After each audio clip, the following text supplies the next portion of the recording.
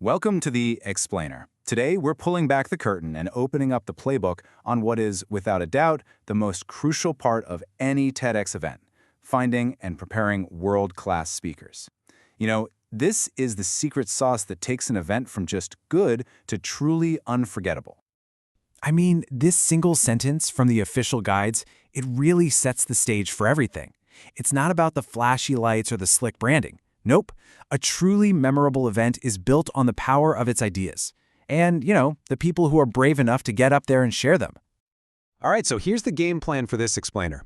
We're going to walk through 5 key stages. We'll start with the curation mindset, then move to scouting for great ideas, the coaching playbook, quality control and compliance, and wrap it all up with getting from rehearsal to stage. Let's get into it. Okay, first up, the curation mindset. Look, this is all about the idea, not just the person.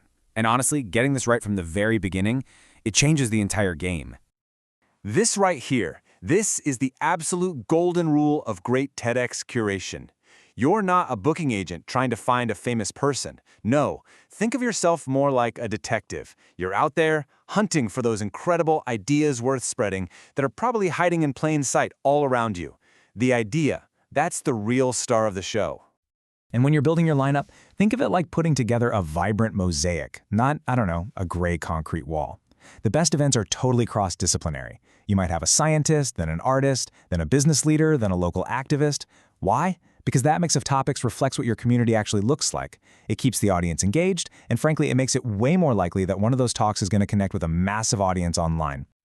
So, okay, you've got the right mindset, but where in the world do you actually find these hidden gems, these talks that could go viral? Well, the great news is they are almost always closer than you think. You have these absolute gold mines right in your own backyard. We're talking about universities and schools where brilliant academics and students are doing incredible work.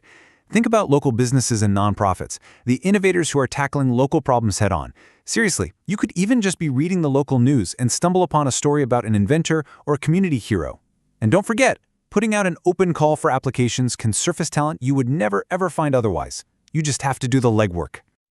Now, finding that perfect person with that game-changing idea, that's huge. But it's really just the beginning.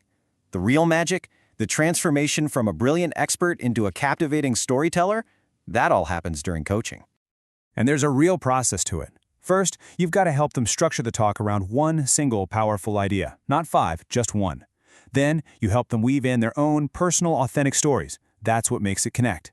Then comes the hard part. Rehearse, and then rehearse some more, always in front of other people. And finally, you've got to prepare them for what it actually feels like to be on that stage. It's a huge journey. 18. This number is maybe the most famous and the strictest rule in the entire TEDx playbook. 18 minutes or less, no exceptions. And it's not arbitrary. This time limit, it's a creative constraint. It forces you to be so clear. It means you have to edit ruthlessly and keep a laser focus on the one idea that matters most. All right, this next part is so important. Quality control and compliance. As an organizer, you are the final guardian of your stage. You're protecting your audience and the brand, and that's a huge responsibility you just can't take lightly. And the line here is crystal clear. You have to know what's in and what's out. So what's in? Ideas worth spreading. Stuff that's backed by solid evidence, and of course talks that follow all the TEDx rules. What's out? Oh, this is a big list. Sales pitches and self-promotion? Absolutely not. Pseudoscience or just plain bad science? No way. And political campaigning? That's out too. You are the filter. And look, at the end of the day, it all comes down to trust. Keeping your audience's trust is everything. They have to believe that when they see the TEDx logo, they're going to get credible, high-quality ideas, period. They trust that you've done the homework for them. Okay, let's talk about the big, non-negotiable rules. These are foundational. Number 1, speakers are never, ever paid. This keeps the focus squarely on the idea, not on a paycheck. Number 2, speakers cannot sponsor or financially support the event. This is just basic conflict of interest stuff, right? It keeps things clean. And 3, every single speaker must sign the official TEDx speaker release form. That's how their talk gets shared with the world. Okay, we've made it. The talk is written, it's been vetted, it's polished. Now we're in the final stretch, the countdown from rehearsal to the big day on stage. And a good timeline is key to making this smooth. About 3 months out, that's when the formal coaching and talk crafting really kicks into high gear. Then, a month or two before the event, you're doing a thorough review of the final script and any slides. 1 week out, and this is so important, you do a full on-stage dress rehearsal or tech run-through. Then, on the actual event day, you have a dedicated coordinator whose only job is to support that speaker, from the moment they arrive to the final applause. And I just want to be clear, this isn't just some theory. The world's most incredible TEDx talks, the ones that have millions of views, think Simon Sinek's Start With Why or Brené Brown's The Power of Vulnerability, they all went through this exact same rigorous process of curation and coaching. It works. So that really leaves us with just one final thought.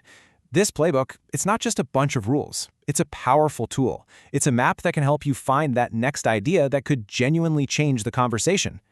So the only real question left is, what's the idea worth spreading that's hiding in your community? Where are you going to start looking?